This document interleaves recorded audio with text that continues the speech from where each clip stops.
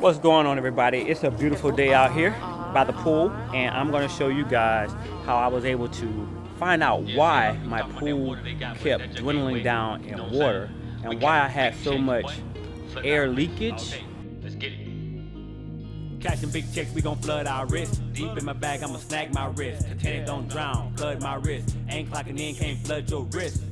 In it, you gotta turn it off and turn it back on. So I would hear bubbles gurgling coming from this area right here, and this right here, there's a gasket in here. It's like called like a spider gasket. I've taken that spider gasket off. I guess it was bad. It was rotted. I'm not saying rotted. It was just it looked at white, like it had chlorine had just bleached it. So anyway, I took it out and I replaced it with the right one. This is a 1.5 inch system. So the gasket was different. If you have a 2 inch piping system, the gasket is going to be a lot bigger. I ordered the wrong one, but I replaced it with the correct one. Put it in here, and everything flows good. However, I still felt like I was getting some air into here. I could hear it. After my pump comes on, it would come on, it would come here, and from like right here, it seemed like from right here, so the water would come through here, go in my filter here, come out the bottom, and come out here to go down to the pool, right? Well, up in here, I kept hearing like bubbles. I'm like, what's going on? It's in the filter mode. I know I got a new gasket in there, but air is somehow still getting in there. So I don't know why, but I think I'm gonna eventually end up having to replace this whole thing here. But in the meantime, to keep air from getting in here, what's happening is the gasket or the seal or something just isn't right, and it's allowing air to flow in from the waist side. And this is my waist tube. So when I turned it on, before I took off this coupler here, kind of water pushing through here. I want to know, it's in the filter mode. I want to know why water was pushing through this line when it's in the filter mode, even though I have a little eyeglass here, and I really didn't see the water rise, but I couldn't really see the water move either. But I just knew that I was losing water here no matter what. If I turn it on, water will come out.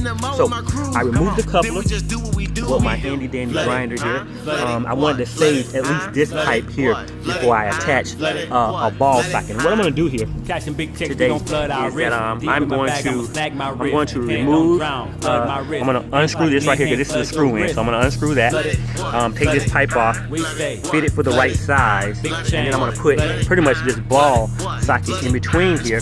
That's going to allow me to turn off the access of water flowing out and air coming in to this valve by putting this here. So I went to Home Depot, got a 1.5 inch, slip ball joint.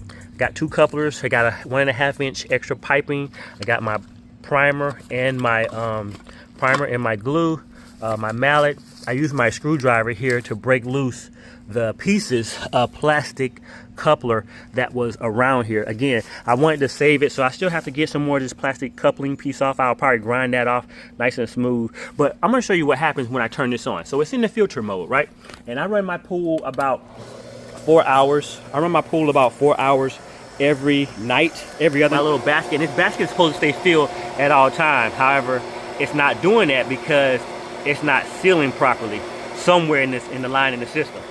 So when I do that, and as you can see, water is leaving through my waste tube, which is going out to the road, watering, the road. And it shouldn't be doing that. It should totally be going back to the pool only.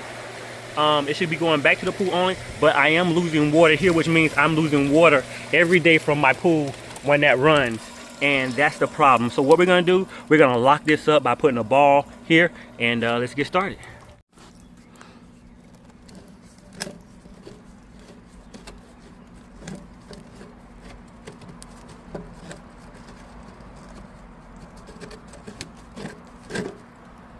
All right. We're gonna make sure we clean up those threads and get our Teflon tape back on the end of this when we put it back in. And now all we gotta do is cut this to size. Cut this to size, clean that up, cut that to size, hook that up, and then hook this right here back on to this end after I cut it to size, and we'll be all good. And the system will look something like this, you guys, when it's all back in. And will look like this when it's all back in. But I gotta clean these up first, so let's do it. Okay, so we got our tube pipes back installed. We have our ball joint. Right now it's in the closed position, but if I wanted to open it, and watch when I open it, I can hear water draining. We don't want that. So right now I have it set up. Still don't have water in my basket.